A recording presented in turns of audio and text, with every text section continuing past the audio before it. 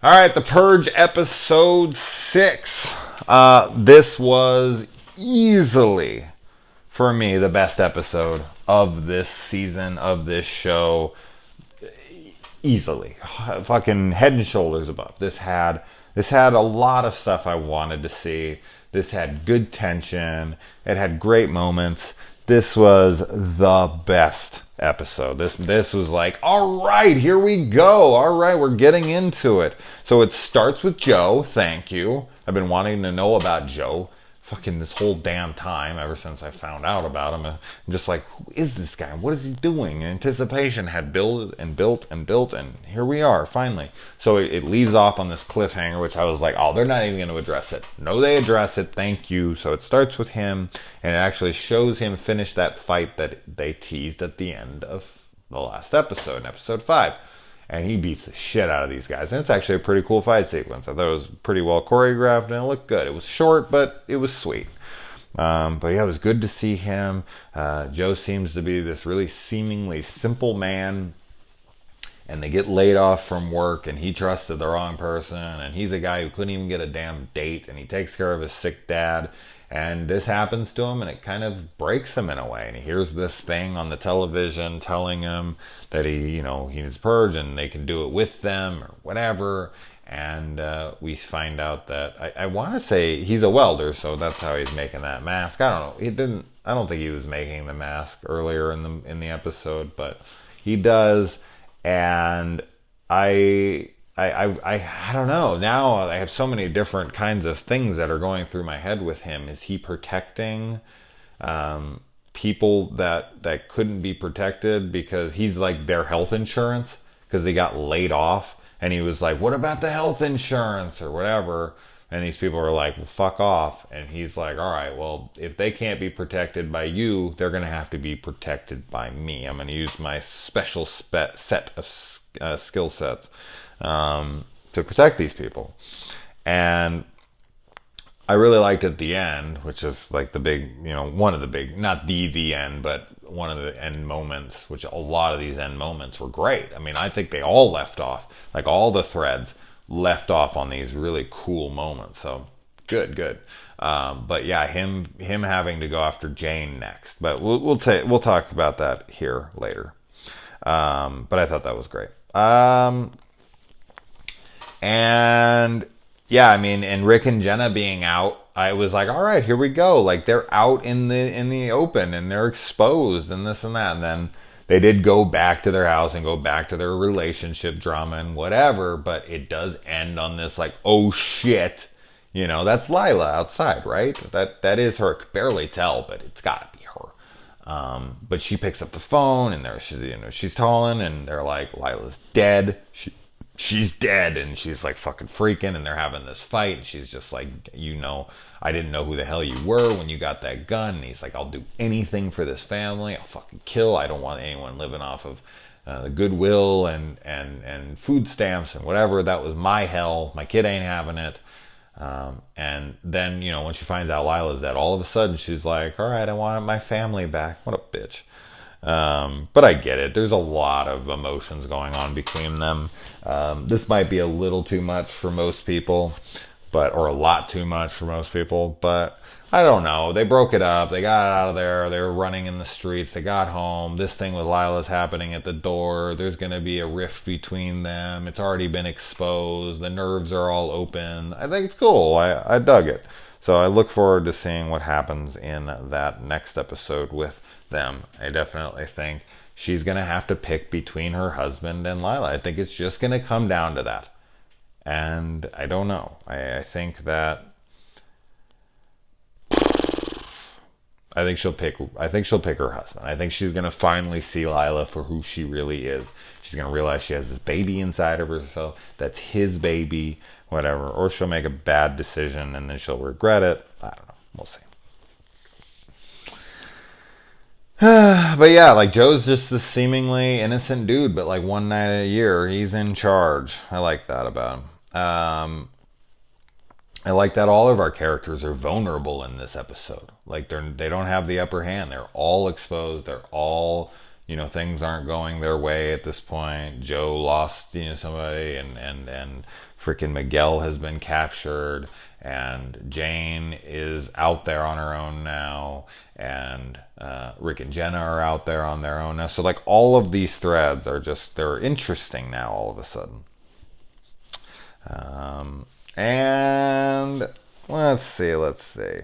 Oh man, that description he gives Miguel before he was gonna cut his cornea, and he's like, "You're gonna see all these brilliant colors and then blackness." And I don't know, that conversation, that dialogue and stuff, I thought was really cool, and I thought that was a pretty vicious description. I was like, "Oh Jesus, really? Is that true?" I don't know if it's true or not, but man, the way he described it, I was like, "Ugh, yikes!"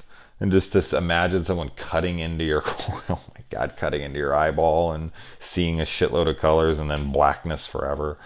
It's terrifying. Although, it wouldn't really matter. He's going to kill him in a minute anyways. But it would still be extremely painful and scary. And yeah, I even put down here when I was watching, somebody told Lila, Lila's dead. And I was like, bullshit, right next to it. You knew she wasn't dead. That was stupid. But it's for dramatic effect at the end.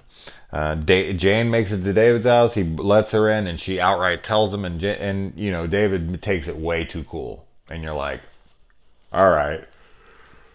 That's what happens when you record 2 in the fucking morning. But yeah, he's super cool about it. Like, whatever, dude. Like, it's all good. You had your right as the Purger. Whatever. Let me show you around the house. You're like, okay, what the fuck is going on? And then he tries to take her down into the basement. And this is right in the moment where I was like, I thought it would have been really cool. It wouldn't have fit what they were doing, so it's fine what it did end up happening. But what I thought he was going to do when he showed her the painting, and he's like, I want to show you one last thing. Like, it's my masterpiece, whatever. I thought for sure it was going to be the assassin dead, like hung up on the wall like an art piece. And I was like, oh, this is going to be cool. This is going to be cool. I knew she was dead, like instantly. Like when he was taking her around the house, I'm like, he's not worrying. He's not anything. She's already dead. She's dead. She's going to find the body. I thought the way she found the body was okay. Like I thought it was, I liked the spin. I guessed it, but I like it. I think it's cool. Makes sense. He becomes the scary one. It plays on her conscience, and if she should have saved this guy, I like where they were going at thematically and all that stuff. It works, but I just thought that the execution of it was a little off. It didn't have that gut punch that I would have liked when she discovers it. That should have been like a oh fuck moment, and I think it would have been more interesting if you would have taken her into a room and been like, and check this out, and she walks in thinking everything was okay in that moment, and then seeing it and being like, what the fuck? But then he has to try to lure her into the basement, and she's not having it. She tries to run away, and then that's when she finds the body. It works fine that way too. I don't know, maybe because I had it in my head and I'm just being biased in the moment, but I thought that would have worked better. Whatever, regardless, no here, no there. I should cut these yawns out. I won't. But anyway, so he takes her down into the basement. Now this basement that he has with all the guys, and they have their rules of what they can do to the girls down there and all this. It's really interesting. I know a lot of people will take this as some political stance or some social commentary, and it is a social commentary. I'm not going to say it isn't. It clearly is. But they'll take it in all sorts of stupid ways. But it's interesting. It's a very interesting thing because obviously the workplace for white rich men these days isn't as ideal as it once was. I'm not saying it's a good or a bad thing. It's a good thing in a lot of ways. But it's also become a fucking nightmare for a lot of good guys as well, and things can get way out of proportion. But anyway, I'm not here to talk about politics or political views or any of that kind of shit. But I have to when it comes to this specific thing and this show in general. But yeah, like the way that he perceives it is the way I should go about this, and that's exactly what it is. The way that his character sees this is that once upon a time, like a girl knew her place in the workplace. He's that old mind. He's that 50s fucking dude. He's the madman, right? He's the Draper, the freaking Don Draper. of this, and he thinks like women need to know their place. There's no blacks and no broads, and you know, he could grab an ass and he could be like, hey, you know, sugar tits, whatever, like, and there wasn't any consequences to it. But because of PC culture and because people wanted equality, I'm not agreeing with the guy. Please just fucking stop. If you're even started going that way. But anyway, but his mentality on this is very interesting because he's essentially he's trying to recreate what he thinks was a better time. And there's guys in the office that are groping their coworkers or girls around and, you know, giving them compliments and saying nasty shit to them and not getting in trouble. And as long as the girls keep quiet and know their place, then they will be fine. They'll get separated. And if they get with the program like that one girl does, then she'll be promoted right up to the top. Like she is. She's just like fully in it. Like, I get what this is all about. I know my place. Like she's the girl they want them to be. And of course Jane is just not that chick. She's gonna fight him till the fucking bitter end, which is stupid. I'm sorry. She should immediately give in to this. I know there's people who will disagree with me on that. It's fine with me. But you just go and you're like, all right, chain me up. Fucking grab my tits, whatever. I heard the rules. They can't fuck me. No penetration, no nudity. Like, you want to grab my tits, you want to fucking call me names, you want to tell me I'm hot, whatever. There's only a few hours left in the purge. Take it, go to work, quit, whatever. Don't fight them. That's just stupid. They're going to fucking kill you. They're going to abuse you. They're going to, I mean, not saying the other stuff isn't abuse, but they're going to abuse you a lot fucking worse than that. So, I don't know. But she's prideful, and she's going to make a stance, and she's going to, you know, stand up for what she believes in, and she, whatever. Tell them how sick they are, and they are. They are. I agree. But there's a time when to shut the fuck up and wait and just bide your time and be like, all right, as soon as this is over, I'm out of here. But anyway, I don't know. So I just thought that was a really interesting thing because of the whole workplace fiasco of our times. It's gotten better in regards, and it's gotten a lot fucking more ridiculous. And it's such a uncomfortable, unsafe environment. Not unsafe. That was a wrong word. I'll get crucified for that, I'm sure. But it is a... See what I'm talking about? You see what I'm fucking talking about? I have to like tiptoe and make sure that I cover every fucking word. Otherwise some fucking idiot will come in here and be like, Thank God I've never encountered one on my channel. Whoa! Ho! Wow! That was awesome. Woo! I caught it. Alright, there you go. Something you never see on the channel. My fucking camera fell over because I grabbed my mic accidentally because these fucking people are pissing me off so goddamn much. That I got a little overzealous there. Oh my good God. Yeah. So let's finish this up. I can't put it back up on the thing. I guess I could, but whatever. Hey, like, yeah, I think I already talked about all of that. Yeah, I think I talked about most things.